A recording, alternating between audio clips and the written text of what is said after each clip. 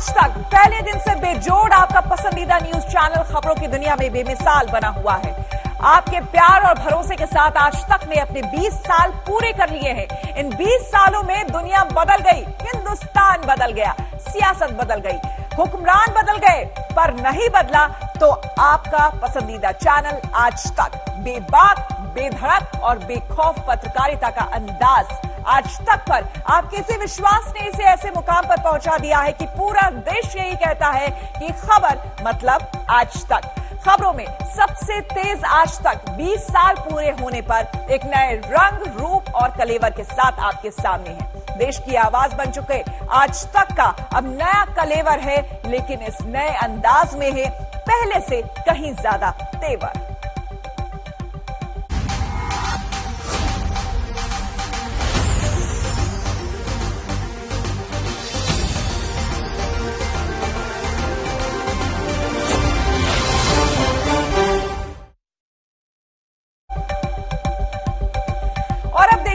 लद्दाख में भारत की दीवार, चीन लाचार। हमारी ये एक्सक्लूसिव रिपोर्ट हमारी संवाददाता श्वेता सिंह के साथ।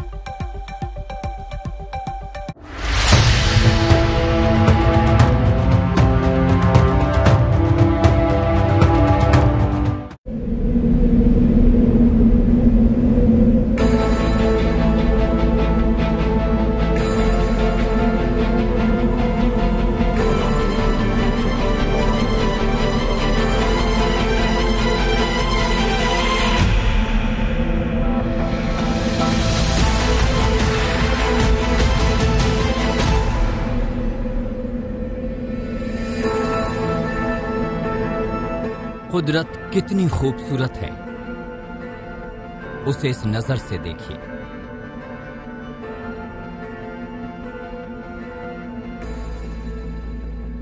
देखिए दूर दूर तक बर्फ से लदे पहाड़, चमकता हुआ सूरज,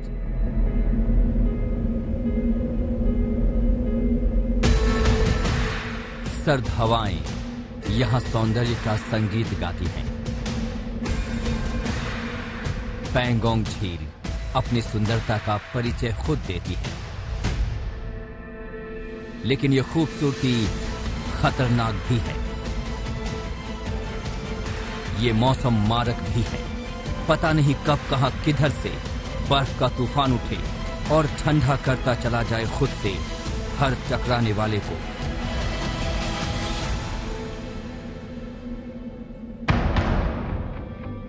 ये पैंगोंग सो का इलाका है, जहां हड्डियां गला देने वाली ठंड है। पैंगोंग सो का वो इलाका जहां दिन में तापमान -20 डिग्री तक होता है। पैंगोंग सो का वो इलाका जहां ठंड से डरकर चीनी सैनिक भाग गए। पैंगोंग सो का वो इलाका जहां सबसे ऊंचाई पर है खारे पानी की झील।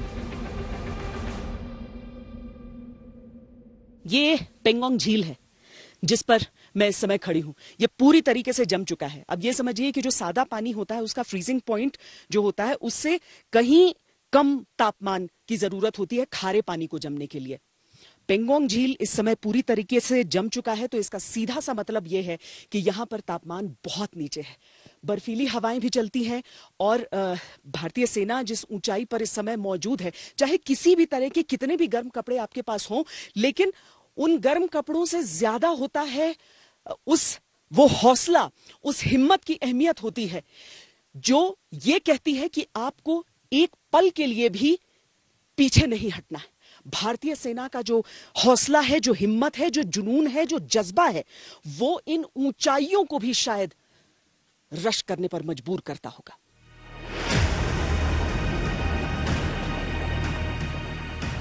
दुश्मन कब क्या करेगा ये भी नहीं मालूम, और मौसम कब क्या करेगा ये भी नहीं मालूम। इसीलिए आम जगहों के मुकाबले यहां सरहद पर तैनात सिपाही ज्यादा मुस्तैद, ज्यादा सतर्क, ज्यादा सचेत रहते हैं। पूर्वी लद्दाख को दिखाते हुए हम अब पहुंचे हैं पेंगोंग सो, यानी कि दुनिया का सबसे ऊंचाई पर स्थित खारे पानी का झील, जहां पर चीन की गंदी निगाहें हमेशा लगी रहती हैं। अब देखिए, इस समय जो पेंगोंग सो झील है 14,000 फीट से ज्यादा की ऊंचाई पर स्थित, वो पूरी तरीके से जम चुका है। ये खारे पानी का झील है, यानी जमने में और ज्यादा समय इसे लगा है, यानी तापमान और ज्यादा यहां पर इस समय गिरा हुआ है। हमारे जांबाज हर उस आहट पर नजर रखते हैं जो सरहद पार होती है। यहीं से हिंदुस्तान के जांबाजों ने चीनी सैनिक को खदेड़ा था। यहीं से भारत के शूरवीरों ने मनवाया था अपनी हिम्मत का लोहा। यहीं से भारत ने चीन को बता दिया था कि उसके ना तो चालबाजी चलेगी और ना ही कोई चालाकी। भारतीय सेना के जवान यहां पर तैनात हैं। आम दिनों में, यानी कि गर्मी के मौसम में, यहां पर बहुत चटक नीला आपको पेंगोंग सो नजर आएगा। इस समय आपको ग्रे रंग में नजर आ रहा है। कहते हैं एक दिन के भीतर कई कई रंग बदल लेता है ये पेंगोंग झील, लेकिन चीन जैसे चालाक देश से कम ही रंग बदलता है। फिर भी उन्हें जवाब देने के लिए भारतीय सेना इन कठिन परिस्थितियों में भी हमेशा लगी हुई है। और यहां के फिंगर्स को लेकर भी जिस तरह का विवाद है कि चीन कितने हिस्से में और भारत क्या अपने नियंत्रण को अभी तक लागू रख पाया है, तो उसको लेकर किसी को कोई संशय नहीं होना चाहिए। यहां पर तो हिंदुस्तान ने अपने हिस्से में पूरी तरीके से पर्यटकों के लिए इसे अब खोल भी दिया है, यानी छुपाने के लिए कुछ नहीं है। जो देश छुपा रहा है, यानी चीन, शायद जवाब उससे मांगना चाहिए। इन चोटियों से कहीं ज्यादा ऊंची हैं भारतीय सैनिकों की साख। इस मौसम से कहीं ज्यादा खतरनाक होते हैं दुश्मन के लिए हमारे जांबाज। इस जमी हुई झील को देखिए। ये वही झील है जिसके दूसरे हिस्से में चीनी सैनिकों ने धोखे से हमला बोला था, लेकिन उन्हें मालूम नहीं था कि एक दिन इसी झील में दफन हो जाएगी चीन की हर चालाकी, हर चालबाजी। ड्रैगन के डंक को डकार गई है झील। पेंगोंग झील की जो पूरी लंबाई है तिब्बत से लेकर भारत तक के पूरे हिस्से में 134 किलोमीटर की है, और सबसे चौड़ा जहां पर ये पेंगोंग सो होता है वो होता है 5 किलोमीटर के दायरे में रहता है। ये पहाड़ों को अगर आप देख रहे हैं तो इन्हीं पहाड़ों के साथ वो फिंगर्स का इलाका आ जाता है जिनको लेकर विवाद है। फिंगर 1 से लेकर फिंगर 8 तक पेट्रोलिंग को लेकर जिस तरीके से चीन अपनी तरफ से बार बार विवाद को जन्म देता है, उसमें यह समझिए कि भारत ने शुरुआत से उन्हीं हिस्सों में पेट्रोलिंग की है जिनको लेकर दोनों देशों के बीच एक समझौता रहा है, लाइन ऑफ एक्चुअल कंट्रोल जो है। लेकिन चीन अपनी तरफ से कोशिश करता है कि वो बार बार थोड़ा सा बदल दे और इस वजह से नई मुश्किलें खड़ी कर दे। लेकिन उन सब के बीच प्रकृति का एक अनूठा नमूना है, अनूठी मिसाल है ये पेंगोंग झील। पेंगोंग सो इतना सुंदर है कि चीन की गंदी नजर इस पर हमेशा रहती है। चीन चाहता है कि किसी भी तरह से वो इस शानदार इलाके का सम्राट बन जाए। क्यों, वो समझिए। ये मैं कोई जादू का कारनामा नहीं कर रही हूँ पानी पर चलने का, बल्कि ये जमी हुई झील है, इसीलिए ऐसा मुमकिन हो पा रहा है। और दुनिया में बहुत कम हिस्से हैं जहां पर ऐसा हो पाता है। दरअसल पेंगोंग सो में कुछ ऐसी जादू वाली बात है कि बॉलीवुड भी यहाँ पर खिंचा चला आता है। इसी का एक हिस्सा है जिस पर अभी चीन की नजर है। वहां पर 3 इडियट्स की शूटिंग भी हुई थी और वहां पर वो स्कूटर भी रखा गया है जहां पर जो पर्यटक आते हैं तो वो आकर वहां पर तस्वीरें खिंचाकर जाते हैं। लेकिन यहाँ पर इस विश्वास को रखने की आवश्यकता है कि भारत की सेना आपका ख्याल अच्छे से रख सकती है। अगर आप एक पर्यटक के तौर पर यहां तक आना चाहते हैं तो पूरी सहूलियत है। आपको बस एक परमिट लेना होता है और आप इन इलाकों में आ सकते हैं। और यकीन मानिए कि अगर यहां पर हम एक सरल सामान्य जिंदगी बहाल करके दिखा पाएंगे तो ये चीन जैसे चालबाज पड़ोसी को सबसे माकूल जवाब है। इस इलाके में चीन के टकराव के बाद पर्यटकों के आने पर बैन लगा दिया गया था। पर्यटक आने बंद हुए और सैनिकों की चहलकदमी बढ़ी तो यहाँ आसपास के गांव में रहने वाले लोगों को दिक्कतें होने लगी। अब जब करीब साल भर बाद ये इलाका पर्यटकों के लिए फिर से खुला है तो स्थानीय लोग भी खुश हो गए हैं। दिनों तक बंद रहा है पेंगोंग। 6-7 दिन बंद रहा। पिछले साल मार्च से बंद हो गया। अभी इस साल जनवरी के लगभग 1 साल होने का, 1 साल बराबर होने तो का। ये वापस खुलना लोगों के लिए, यहाँ पे जो जितने भी लोकल्स हैं उनके लिए फायदेमंद है। बहुत फायदेमंद है। ये खुलने से टैक्सी ड्राइवर, ओनर, होटल वाले, यहाँ के रेस्टोरेंट वाले सबको फायदा बहुत होते हैं। वैसे जो नॉर्मल टूरिस्ट आप आते हैं नॉर्मल दिनों में, जब चाइना की तरफ से नहीं दिक्कत रहती है, तो कहाँ तक जा पाते हैं लोग? तो यहाँ से पंगोंग से, यहाँ से निकल के, ये जो पंगोंग लेक जो है ना, ये 40 किलोमीटर लंबाई है। फिर वहाँ से निकल के चुशुल से फिर वहाँ से समरेरी देख के मनाली निकल जाता है। अच्छा, जो भारत का हिस्सा वहाँ तक 40 किलोमीटर तक जा सकते हैं। हाँ, दिसंबर जनवरी से। और पेंगोंग क्या सबसे आखिर? पेंगोंग तो अभी लास्ट में, अभी और 1 महीना है जमने के लिए, फिर थोड़ा थोड़ा, अभी तो थोड़ा थोड़ा जम रहा है। अभी आधा ही जमा? अभी आधा जमा है ना। और अच्छा, फ्रेश हो जाएगा अभी ये जनवरी फरवरी में पूरा जम जाएगा। आपको अच्छा लग रहा है कि टूरिस्ट को यहाँ पे अलाउ किया है? इस साल तो पूरा पैक हो गया ना, क्योंकि आया नहीं गाड़ी वाला, वो भी धोखा है क्योंकि वो कोरोना वजह से, इसलिए पूरा 1 साल अभी पूरा बंद है पूरा सीजन। दूसरा जो LAC चाइना वाला चाइना तो अभी कुछ खास पता नहीं है, अभी उधर पता नहीं हाल चाल चल रहा है अभी, और हमारे फौज लोग उधर है, उधर अभी क्या पता नहीं क्या होगा, और कुछ खास पता नहीं। तो रात के टाइम और ज्यादा यहाँ पर ठंड होता है, ज्यादा ठंड होता है यहाँ, पूरा ठंड रहता है। अभी एक महीना हो गया, अभी बर्फ गिरा था, अभी उतना बर्फ नहीं है, अभी और गिरेगा जनवरी फरवरी में। तो पेंगोंग सच में दिन में रंग उसका अलग अलग रंग अलग अलग दिखता है, वो 3 किस्म का दिखता है, कभी हरा, कभी पीला, वैसे दिखते हैं, कभी एकदम नीला, कभी एकदम नीला दिखता है। इन स्थानीय लोगों में एक अजीब तरह की खुशी है। खुशी इस बात की कि हमारे जाबाजों ने यहाँ से चीनियों को खदेड़ दिया। खुशी इस बात की कि यहाँ पर्यटकों के लिए रास्ता खुल गया।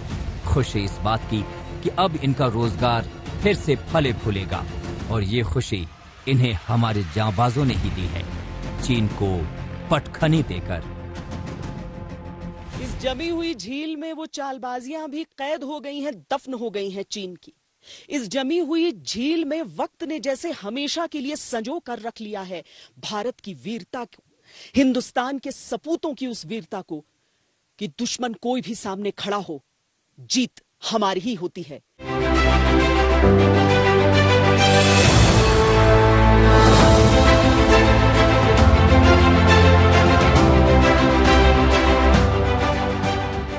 आपको पैंगोंग के हालातों से रूबरू कराया। अब हम आपको दिखाते हैं आखिर हमने पैंगोंग तक का सफर कैसे तय किया। वो रास्ता जहां से देश के बहादुर जवान उस मंजिल तक पहुंचते हैं जहां चीन हर वक्त साजिश रचता रहता है। पूर्वी लद्दाख में हम मौजूद हैं, जहां पर भारत और चीन के बीच लगातार कई महीनों से तनाव कायम है। यहां पर देखिए तापमान गिरना शुरू हो चुका है, -19 डिग्री सुबह के 9 बजे यहां का तापमान है। इस समूचे इलाके का इतिहास कुछ ऐसा रहा है, जो कि अक्सर चीन से लगता हुआ इलाका है। चीन कोशिश करता है कि सलामी स्लाइसिंग करे, यानी पतला पतला धीरे धीरे तिल तिल कर वो जमीन पर आगे बढ़ता जाए, लेकिन इस बार हिंदुस्तान ने ठान लिया है कि बिल्कुल भी चीन को आगे बढ़ने नहीं देना है।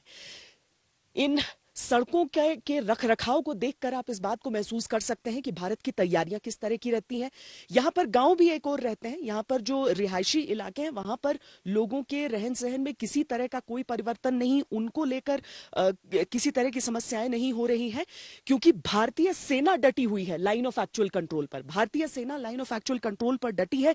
यहां से लेके आगे साउथ पैंगोंग तक का पूरा सफर हम आपको दिखाएंगे, और वहां तक आप देखेंगे कि हिंदुस्तान किस तरीके से चीन को एक रत्ती आगे बढ़ने देने के मूड में नहीं है। दुनिया की छत तक पहुंचने का सफर भी अपने आप में रोमांच पैदा करने वाला है। ईस्टर्न लद्दाख का ये इलाका है जहां दूर दूर तक फैली खामोशी में सर्द हवाएं ठिठुरन पैदा करती हैं। आसमान साफ है, चारों तरफ धूप है, और दुर्गम सा रास्ता देश के उस हिस्से को जोड़ता है जहां ड्रैगन अपनी बुरी नजर गड़ाए बैठा हुआ है। हम पैंगोंग की ओर लद्दाख की खूबसूरती को कैद करते हुए आगे बढ़ रहे थे, जहां इंसानों के बनाए रास्ते अक्सर कुदरत की मार के आगे दम तोड़ देते हैं। चीन चाहे लाख गीदड़ भभकिया दे दे, लेकिन हिंदुस्तान रुकने वाला नहीं है। ईस्टर्न लद्दाख की जो समूचा सड़क का जो रास्ता है, उस पर आप निर्माण जगह जगह पर देखते रहेंगे। और सिर्फ निर्माण नहीं होता है, बल्कि चूंकि पहाड़ों के कुछ हिस्से अगर मान लीजिए गिरकर सड़क पर आते हैं, उस वजह से सड़कों को चालू भी रखना होता है और सड़कों की मरम्मत का काम भी जरूरी है, क्योंकि यहां से सेना के वाहनों को आगे गुजरना होता है। अब चीन कहता है कि भाई आप यहां पर निर्माण का काम न करें, लेकिन यह हिंदुस्तान की जमीन है। सिर्फ इतना ही नहीं, आगे आगे तक जहां पर चीन की गंदी निगाहें भी पड़ती हैं, वहां तक भारत पीछे हटता नहीं है, बल्कि इसी तरीके से हिंदुस्तान के जांबाज हजारों फीट की ऊंचाई पर माइनस के तापमान में दिन रात एक करके ये जो कनेक्टिविटी है, यानी जुड़ाव है बाकी हिस्सों से, उसे किसी भी तरीके से कम नहीं होने देना चाहते, बल्कि बढ़ाना ही चाहते हैं।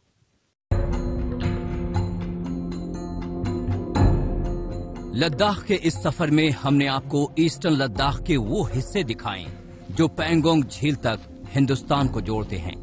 आइए अब आपको रूबरू कराते हैं लद्दाख के कुछ और हिस्सों से। सबसे पहले समझते हैं कि आखिर लद्दाख में इतनी ठंड पड़ने के बावजूद वादियों से बर्फ कहां नदारद हो जाती है। इस समय दिन का अधिकतम तापमान है, मैक्सिमम टेम्परेचर -11 डिग्री सेल्सियस। और आप सोच रहे होंगे कि अगर -11 है तो फिर मेरे पीछे पहाड़ों पर बर्फ क्यों नहीं है।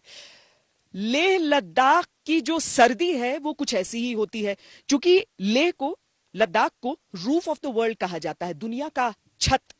इतनी तेज धूप यहां पर पड़ती है, इतनी ऊंचाई है कि सूर्य से ज्यादा दूरी रहती नहीं है, और धूप इतनी तेज होती है कि जो भी बर्फ पड़ती है वो पिघल जाती है।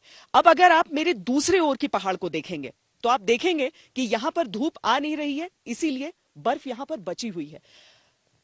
इन्हीं हिस्सों में, ऐसे ही हिस्सों में, या फिर जहां पर पानी आप अगर गिरा भी दें तो कुछ देर में वो जम जाएगा, अगर वहां पर सूरज की रोशनी नहीं पड़ रही हो।